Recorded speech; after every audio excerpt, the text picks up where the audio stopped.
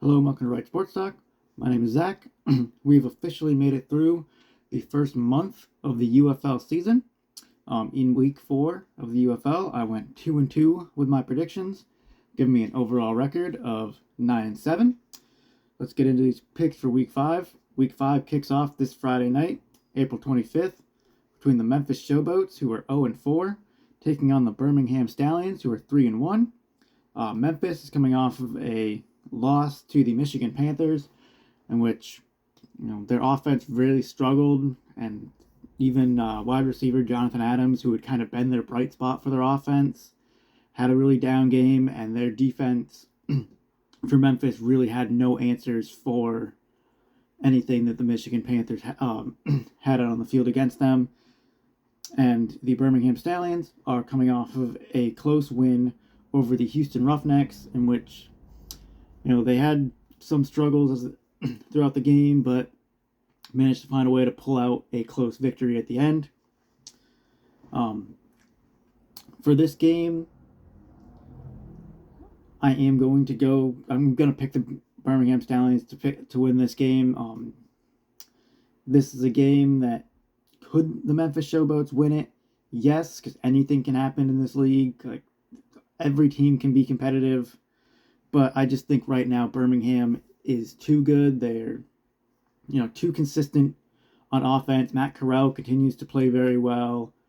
They've kind of got their run game going good. Their defense has been playing really well the past few weeks. And Memphis just hasn't shown that they are on the right track to really get it going offensively yet. Like, they continue to struggle. They continue to have turnovers. Their quarterback situation is still not clear as to who. They don't really have a clear-cut starter. Like, EJ Perry has been getting the bulk of the snaps for their team, but he doesn't really look to be the answer for them. And Travion Williams has played well in small little bursts, but has not really either shown to be a very consistent option. So I think just because of the consistency that they bring out on the field, I'm going to go with the Birmingham Stallions to get the victory here.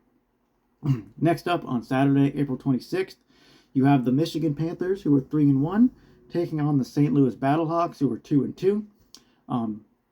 Michigan is coming off that victory over the Memphis Showboats, in which their quarterback, Bryce Perkins, continued to look very good in the passing game, and they even managed to get the running game going pretty well with both running backs, Nate McCray and Toa Tawa. They combined for over 100 rushing yards, and I believe they each had a rushing touchdown, so they look pretty good in the run game. They've been really getting their run game going better over the past few weeks. And St. Louis is coming off of a loss to the Arlington Renegades, in which very early in the first quarter, St. Louis's starting quarterback, Manny Wilkins, went down with an injury. It looked like it was a non-contact leg injury, and he actually wound up being carted off the field. And Max Duggan went in for quarterback from that point. Looks like Max Duggan could possibly be the quarterback going forward. In that game, Max Duggan looked pretty good. He did make some mistakes that, he's very inexperienced quarterback. Mistakes are going to happen. He wound up throwing 2 interceptions, one of which really swung the game for Arlington and kind of sealed Arlington's victory, because it was late in the game. St. Louis was driving down to, score to possibly get the win. Max Duggan threw an interception, gets returned for a touchdown. St. Louis winds up losing 30-15. Now, my pick for this game, I am going to go with the Michigan Panthers. I think if Manny Wilkins were healthy, this would be a much closer game, and maybe my pick would go the other direction. However, with how Bryce Perkins is playing, he's playing at a possible UFL MVP level right now at quarterback. With the run game continuing to come along, the defense has been playing well. The defense has been good at pressuring quarterbacks, and with St. Louis having Max Duggan as their quarterback, or it looks like Max Duggan is going to be their quarterback, really going forward. I just don't really trust what their offense could be with the inexperience of Max Duggan.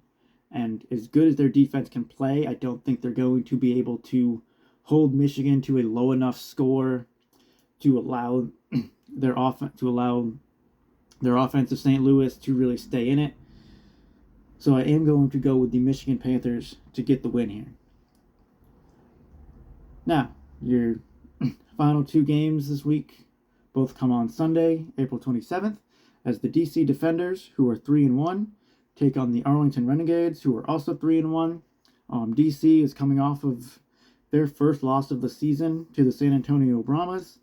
As I mentioned, Arlington is coming off of their victory over the St. Louis Battlehawks. This is a game of two very good teams and two very good quarterbacks, as you have Jordan Teamu for the DC Defenders and Luis Perez for the Arlington Renegades, who are two of the better quarterbacks in the UFL. This game is a game that I think could really go either way, as both these teams are very good, very talented. But ultimately, I am going to go with the Arlington Renegades to get the victory here. I just think that Arlington is a better all-around team than the DC Defenders. DC struggled against San Antonio mainly with penalties. They were the most penalized team of the entire week this past week. And as teams have kind of shown throughout the season, if you're able to get pressure on Jordan Teamu, you're going to get him to struggle a little bit. Like, he can still throw for a bunch of yards, but if you can kind of pressure him, especially as they get close to the red zone, he's going to make some errant throws and have some miscommunication with receivers and miss some throws, which happened in the San Antonio game. It's happened a little bit in the St. Louis game the week before. So I think that Arlington will be able to get after Jordan Teamu. They might not be able to hold him to, Jordan Teamu might still get, a lot of passing yards. However, I think they'll be able to pressure him enough that once they do get down near the red zone, they're going to be able to hold that offense to only trying and taking field goal attempts as opposed to scoring touchdowns. And I think that offensively, Arlington looks to be the more talented unit and should be able to, when they get down in the red zone, should be able to capitalize and get touchdowns. And I think that will be the major difference in this game. I think it could be a very close game with how talented both these teams and both these quarterbacks are. But I am going to have to take the Arlington Renegades to get the victory here. Your second game on Sunday, your final game of the weekend, you have the Houston Roughnecks, who are 1-3, taking on the San Antonio Brahmas, who are also 1-3. Houston is coming off of a close loss to the Birmingham Stallions in a game where their starting quarterback, Nolan Henderson, actually went down with an injury. And Jalen McClendon, who was their third-string quarterback to start the season, went into the game instead of the player that had been splitting reps with Nolan Henderson and Anthony Brown. And Jalen McClendon played very well. He threw for 236 yards, and their offense looked the best that it had all season, with McClendon leading them. They led them on a very nice drive. Their running back looked very good. They actually scored the first rushing touchdown of the season against the Birmingham Stallions. First rushing touchdown that Birmingham's defense had given up all year. And McClendon had done a very good job of keeping them in the game. He did have a couple of missed throws, missing a receiver wide open in the end zone that, was a big difference maker in that game. And he did have one interception towards the end of the game, which kind of sealed the fate for Houston. But it is the best they had looked all season.